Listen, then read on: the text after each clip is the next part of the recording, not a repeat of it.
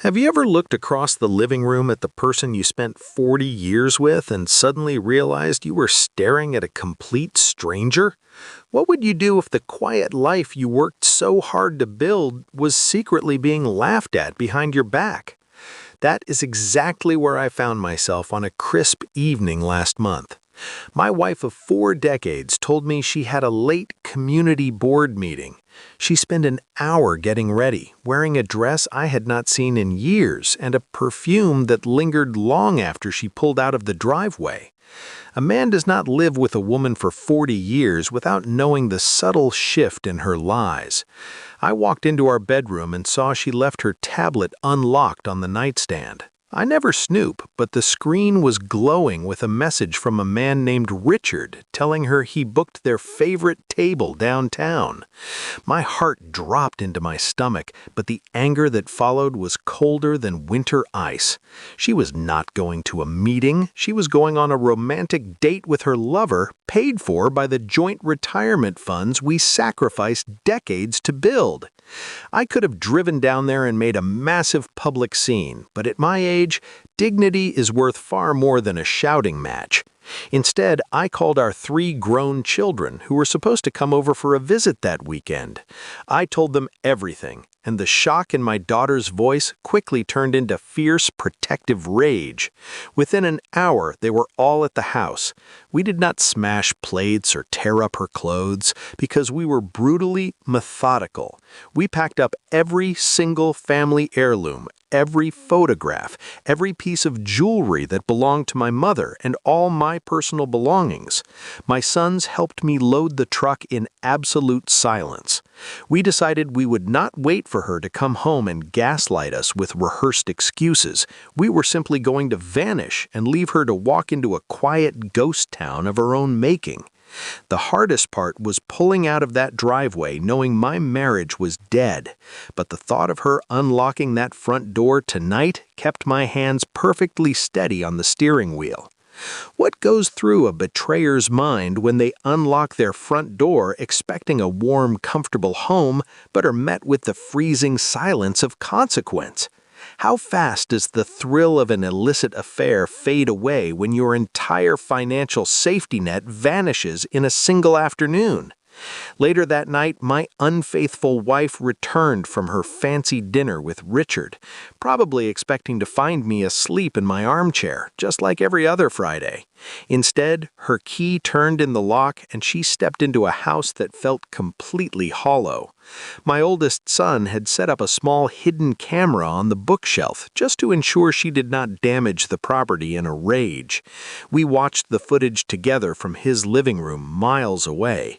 She walked in with a smug little smile, still wearing her expensive coat, but the smile completely melted off her face when she saw the empty mantel where our family portraits used to sit.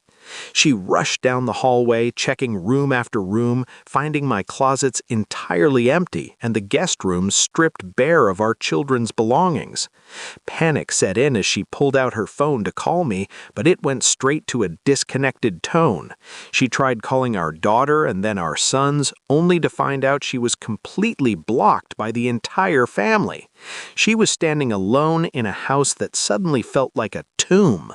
But the real crushing blow was yet to come, the ultimate twist I planned while she was sipping wine with another man. I had immediately logged into our online banking and legally transferred my exact half of our life savings into a private trust she could not touch. I also locked down the joint credit cards, canceling her primary access due to suspicious activity. She sat down on the living room floor and opened her banking app on her phone, and you could visibly see the absolute horror wash over her trembling hands. She suddenly realized that abandoning her loyalty meant abandoning her security. Her grand, secret romance was not so glamorous anymore now that she had no money to fund it and no loyal husband waiting patiently at home to pay her bills. The trap had snapped shut flawlessly. How do you serve absolute justice to someone who sincerely thought you were too old and too tired to fight back?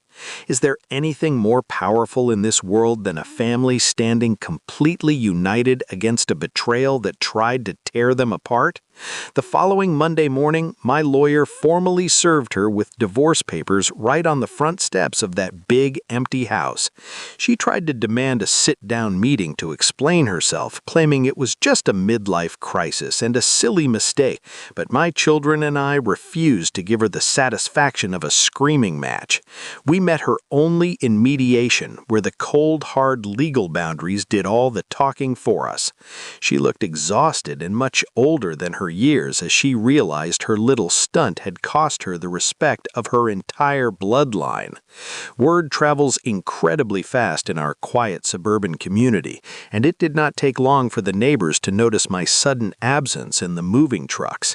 Instead of hiding in shame, I let my friends at the country club and the local hardware store know exactly why our 40-year marriage abruptly ended.